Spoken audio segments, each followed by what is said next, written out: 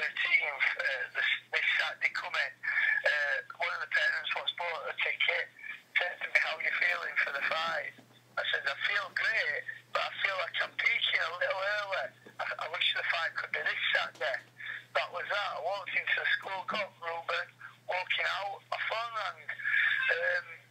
Somebody saying that Martin Ward had pulled out of the Commonwealth title fight against Jason Cunningham. Would I want to step in and fight for the Commonwealth title?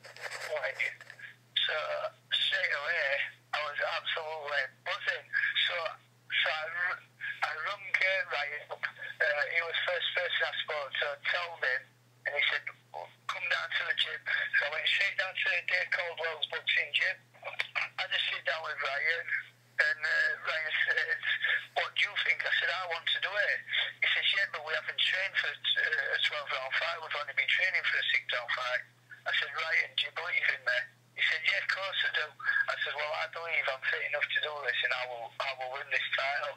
He says, well, if you believe it, let's go for it. So then he took me on the bags and pads within 6 grueling rounds. At the end of it, I said, what do you reckon, Ryan? He went, let's do this. So Dennis Thompson up said, yes, we will take the fight. And then Dennis put it to the board, so we were just waiting for the decision. Got the decision about 8:30. Dennis phoned up, said, yes, you're going to fight for the Commonwealth title. And that was that. So straight away, next morning, I had a check weigh and I had to be 8 stone 9. I was bang on 8 stone 9 for the check weigh. Then straight back in the gym, straight out for a run again. Back in the gym that night. But usually for a fight like this, you'd have a good few days rest before. But we needed to just keep that sharpness going and keep the training going for the weight, because obviously I'd not planned to make the weight for at least an extra week later. So I was still training. Ryan thrashed me again in the gym that night, another 6 rounds. Thursday, exactly the same. And then Friday, that was the weighing day. 8 stone 5 and 4 ounce I weighed in at. I was absolutely ripped to death just from the hard training I've been doing and the right dieting. I've got great sponsors behind me, BFN Nutrition and UKSCA. They do all my nutrition, my training programs and everything. Michael Lovett is my conditioner. So I spoke to them and they said that this was going to be my time, and that's all I believed all along.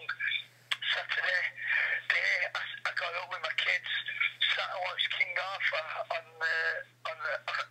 the movie channel, watched that and just chilled out with my boys, and I was just, all the time, my head was just focused and ready. Got to fight night, met Ryan and Mark Willer, my cornerman, and we discussed this game plan, and his game plan was we were taking it 4 rounds at a time. First 4 rounds nice and steady. The next 4, a little bit more movement, bit more speed, more power shots, and then for the last 4, that's when I was putting all my power in. But Ryan says in the fight, I actually started a bit faster than he anticipated, and it worried him a bit. But as I got further on in the fight, my fitness was really showing, and I was getting stronger and stronger as the rounds went on. And everything went to plan. I finished the fight. I knew I'd won it. I thought it was by 3 or 4 rounds, not by the split decision how they had it. But beating the home guy in Doncaster on a split decision isn't that bad when 2 of the judges was from Doncaster themselves as well. So I believe I did a great job and coming the Commonwealth champion. I did as well, mate. When you were stood waiting for the decision being announced, was there any thought of dread, because you told me that you'd had this judge before and he hadn't always favoured yourself? A little bit, but not really, because I was in that much belief that I'd done everything right. Even before the fight, I knew I was going to win it. And then what happened is they went, and they knew, and all my crowd started to cheer already. And Ryan went, no, because obviously, with the both being the new, because the belt was vacant. So Ryan told them to calm down. And then as soon as from Sheffield, oh my God, that was the greatest thing I've ever heard. From Sheffield, the Commonwealth champion. Oh, that's the best thing I've heard. As a reporter, mate, I've been to a lot of fights and I've seen a lot of good fights, but there's two that'll stick with me for the rest of my career, and it's Curtis's fight in Hull last year and that one on Saturday, mate. It'll always have a special place in my heart. Thank you, I appreciate that, David. I'm glad so many people said that. Even Jason Cunningham's fans themselves, they were all very respectful towards me after. So it shows that I put in a performance of I performed like a warrior. I was not getting out of the ring until I'd left every last bit of me in there, and I believe I did that and more. You did. I mean, great fights are only made when there's two great fighters in the ring, and I thought Jason Cunningham definitely played his part. Definitely. What a top lad as well. I think though, we shook hands straight after, which is great. I think your experience on the last time when you fought the likes of Gab McDonald, Matt Yaskin, and that, I think that was the difference. I think when you got to them rounds where you had to get in the trenches, you'd been there before. Yeah, of course. Well, like I said before, I've only been beat by the best. Been beat by Gavin McDonald. I've been beat by Lee Askins and Craig Lyon. Michael Ramboletta, he beat me, but that was partly due to injury in the ring. But another, he's a very underrated fighter. Is Ramboletta. So I only ever fight the best. So I'm absolutely over the moon with my performance. So then we get back to the dressing room. By this time I'm on board with all the gangs there. We're in there, the scenes. What were your feelings in there? Because you look like you were a little bit star-dazed, a little bit concussed, and a little bit in awe of what you just achieved. What were your thoughts? It was just amazing. I was just trying to soak every little bit of it. Like I was all the week of the build-up. I was just trying to enjoy every minute of it and soak it all up. And still now, I've probably slept 6 hours since I got the win. I've had about 6 hours sleep, so I'm just that excited and that happy. It's unreal, but I'm just enjoying it. This is the start of my journey now. This is what I've always wanted to get to. This is the key in the door to bigger things and to progress me, to help me myself and to help my family. I've got a beautiful wife and 2 kids, and they mean well to me. And to achieve this, not just for myself, but to achieve it for them, it's been absolutely brilliant. Exactly, mate. I mean, I know how supportive Nicola has been of you whilst you've been on this journey, and this time now is when you can start giving a bit back, isn't it? Yeah, that's it. Well, with Nicola's actually booked a surprise holiday for me to Caribbean for in October, so we've got that to look forward to. A couple of weeks away with boys on a ship. We've got a gym on there, so I'm going to keep in training on there, and we've got a bit of time together, just to enjoy it all, and then back in for the final bit of camp for the next fight. Oh, so that'll be another baby on the way in the Burkinshaw household then. You never know. Just going back in the dressing room, buddy. One thing that stands out again in Curtis Woodhouse and yourself, I've never been in a dressing room after a fight, after such magnitude, where there's such a lack of respect for the guy who just won the belt. The banter was unbelievable. Well, that's just how we are. It's just good banter we have. And obviously, with me being a former soldier, lots of the lads in there are former soldiers and all. Yes, so you can't beat squaddy banter. And it wouldn't matter if Floyd Mayweather were in that changing room, he'd get the same treatment as I got that night. We just rip each other, no matter what's happened. It's the best thing ever. A couple of things that people who weren't there can't look back on, but your face looked like you'd been in a car crash and you were crying because the doctor had to cut your hair to do the stitches. Oh yeah. Well, I know I'm a good-looking person, and I've got a nice set of hair on me. And a few weeks ago from training, it was pissing me off a little bit, so I actually chopped it off, shaved it, and then Nicola said to me, "Why have you done that?" And then she didn't like it, so that's the worst thing ever, your wife not liking your hairstyle. So I was good. So I've been trying to go it back this last few months. And then as soon as the doctor started shaving my hair to put stitches in, I'm like, "No, you can't do that, Nicola will kill me." I might have looked a mess then, but she'd make me look worse. Yeah, I mean, like you say, there was the Avatar comments, and I just sat thinking, the poor kid's just done 12 rounds, and all they're doing is ripping him to shreds. Oh, yeah, well, it was a tough 12 rounds as well, and some of the headbutts I got caught with, it's a wonder my face is just that, so it's a wonder I didn't cut more, it's unreal. I must have got skin like leather, but how I look doesn't matter, I'll be healed by Friday. That's it, no more looking me, and no more Avatar's gone.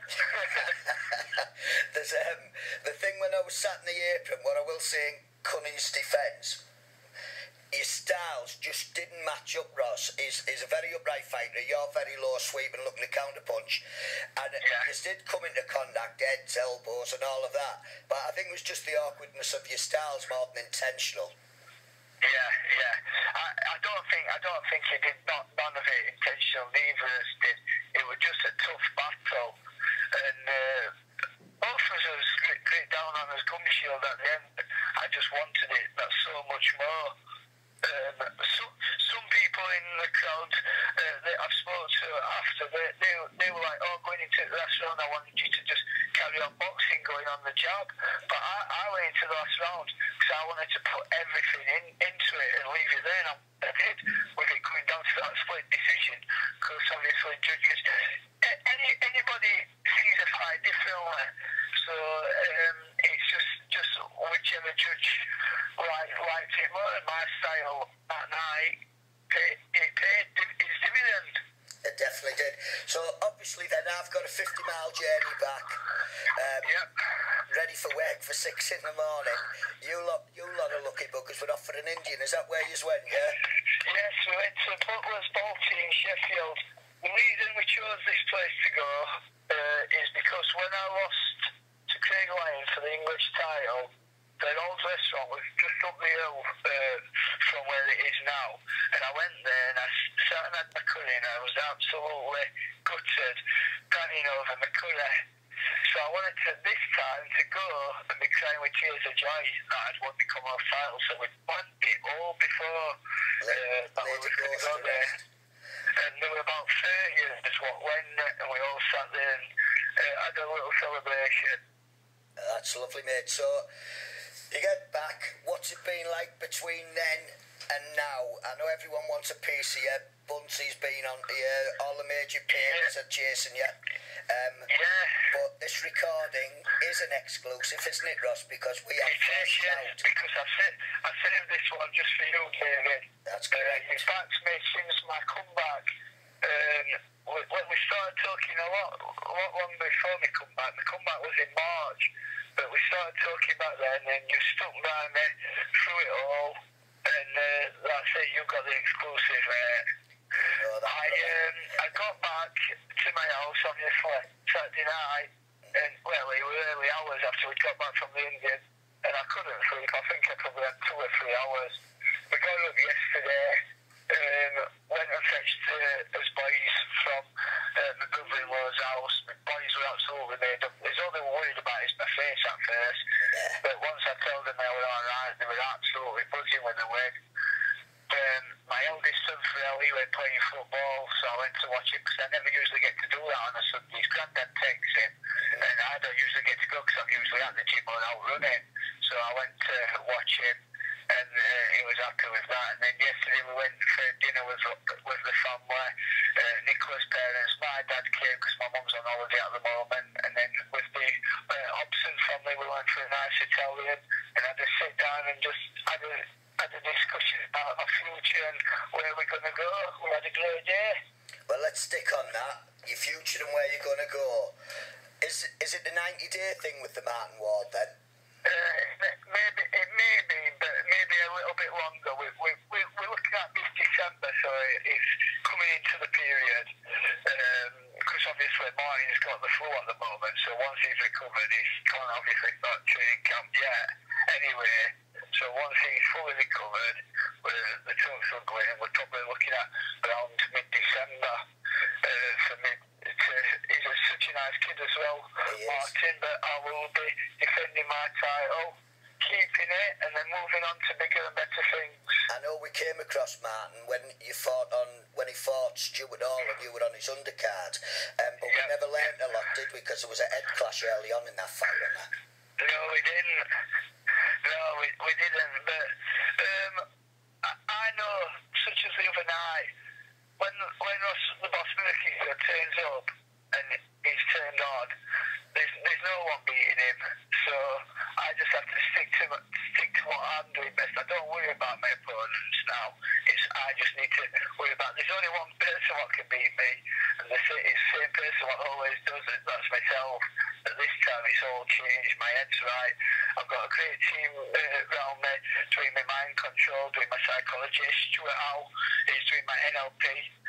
He's helping me with my mind control. I've got Paul Russell who helps me with my warrior mindset. So I've got a great team around me helping me. That's correct, mate. And like you say, I talked to Stuart at length on Saturday at the fight. Another big fan of yours, but also working alongside you to get you where you need to be. Yeah, that's it. I've got a great team around me. Like I say, I've got great sponsors. I've even got like a meat sponsor. What sponsors me my chicken and meat, LSA meats. I've got BSN what help me with my supplements. I've got Michael Lovey what does my strength and conditioning. I also do a bit of training down at Commonwealth Fitness with a guy down there, Lee. So I've got great people around me. Everything Dennis Hobson's doing for me is absolutely brilliant. I've got Power UK, Roads Asbestos, I've got all different companies. Alpha Plus, Works Up Timber Company, they're all putting the time, the money, the effort into me and to help me become champion. And Works Up Timber Company, they're just a small company in Workshop and they've been with me since the beginning in 2006. Always helping me out. And like I said, and you know the next person I'm going to mention, it's Nicola. She does everything for me. She's my backbone anyway, and she goes to work every day at like 7 o'clock in the morning, just so I can fulfill my potential with the dream what I'm doing. And like she texts me this morning saying that's just part of the dream now. Just keep it continuing, and I'm going to. So let's touch on Dennis then. We mentioned him there because Dennis hasn't only been fantastic for you, he's been fantastic for Boxing Mad magazine. He's always gives us access with short notice, tickets, anything he can do, he does. And we can't thank him enough. He's been fantastic as a promoter for us. But for you, Ross, he's been absolutely fantastic, hasn't he? Yeah, it's just like his dad, a gentleman, senior Dennis Hobson. They're both true gentlemen, and they've done absolutely everything for me. Like I say, we're a family. We go out for lunch with his missus and his kids. Nicola and my kids come. We're all a close family. We're a close unit, and he's determined to get me to the top because he believes I can do. Was the time he put you on the show in Newcastle on the undercard, the world title fight, was that your second or your third fight back, Ross? That was my second fight back, second fight back, 29th of March. That kind of exposure you just don't get with other promoters, do you? No, you don't at all. Obviously, I've been up at the top before. I signed pro originally with Frank Maloney, now Kelly. And then I've been with Ricky Hatton, and now Dennis is getting me so much further in my career and really pushing me.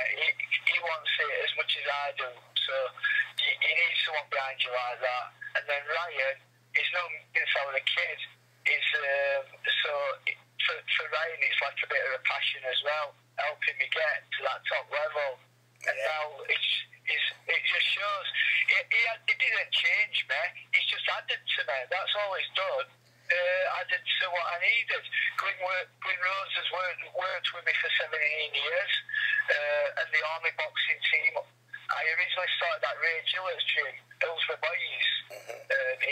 I started there when I was 8 years old, and there's two other Commonwealth champions what started there, what went on to become world champions. That's Paul Silky Jones and Clinton Woods. So I'm set to follow in their footsteps yet again. I've won the Commonwealth until the world is next. Well, as you said, it's #believe, mate, and that team behind you, they all do believe in you, as I do. I want to just say, Ross, before we go, have some time off and enjoy, mate, because if anyone deserves it, you do. We're still here for you. We're going to leave you alone for 6 weeks till you have a holiday and get back, and I'll pick up with you then. But thanks a lot, mate, and well done, champ. You were fantastic. Thank you, David. Speak to you soon, mate. I will do. Give Nickel and everyone my love, mate. We'll catch up soon. I will do. Thank you, mate. Bye, buddy. Bye. Bye.